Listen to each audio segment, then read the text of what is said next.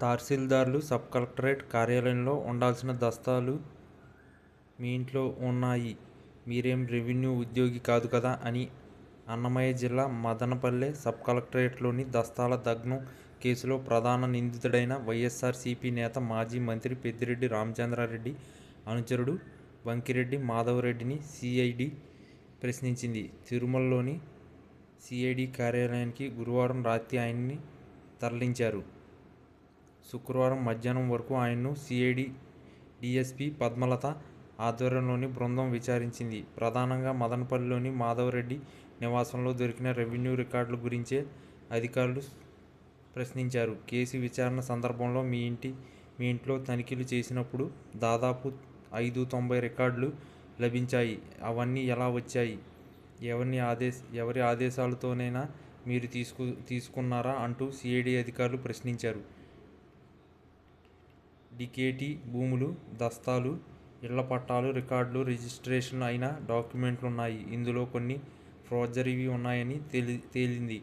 ఫోర్జరీలో ఎవరి హస్తం ఉంది? రాజకీయ పలుకుబడితో కొందరిని బెదిరించి భూములు లాక్కున్నారు కదా.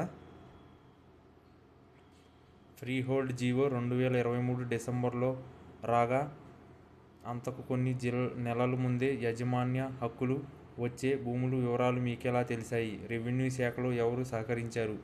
జీవో రానుందని ముందుగానే ఎవరైనా ప్రభుత్వ పెద్దలు సమాచారం ఇచ్చారా అని ప్రశ్నించారు. అసలు ఈ కేసుతో తనకు సంబంధం లేదని, రాజకీయ కక్షతోనే తనను ఇరికించారని మాధవిరెడ్డి బదులిచ్చారు.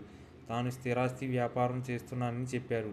అట్లాంటప్పుడు గత ఏడాది జూలై 21న దస్తాలు తగలబడడానికి కొద్ది రోజుల ముందు నుంచి ఇదే కేసులో జైలుకెళ్లిన గౌతమ్ తేజ్ పూర్వపు ఆర్జీఓ మురళితో ఎందుకు సంప్రదింపులు జరిపారు? పెద్దిరెడ్డి రామచంద్రారెడ్డి పిఏ మునితులకారంతో సంబంధం ఏమిటి? అంటూ ఆరా తీశారు. 31 సార్లు ఆయనతో దేని గురించి మాట్లాడారని సూటిగా ప్రశ్నించగా మాధవరెడ్డి నీళ్లు నమిలారు.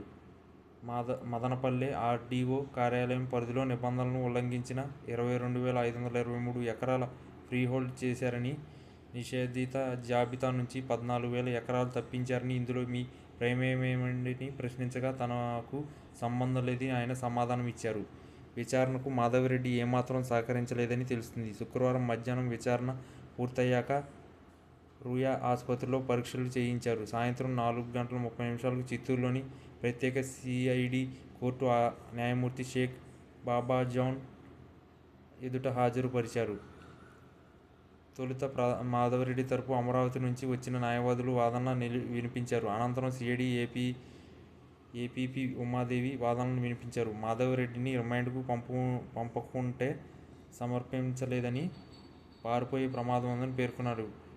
పెట్టిన సెక్షన్లకు అనుగుణంగా ప్రాథమిక ఆధార పత్రాలు సమర్పించలేదని జడ్జి షేక్ బాబాజాన్ పేర్కొంటూ రిమాండ్ నివేదికను సమర్పణ చేయాలని సూచించారు. అనంతరం నిందితుల్ని వెంటనే తీసుకుని సిఐడి అధికారులు వెనుదిరిగారు.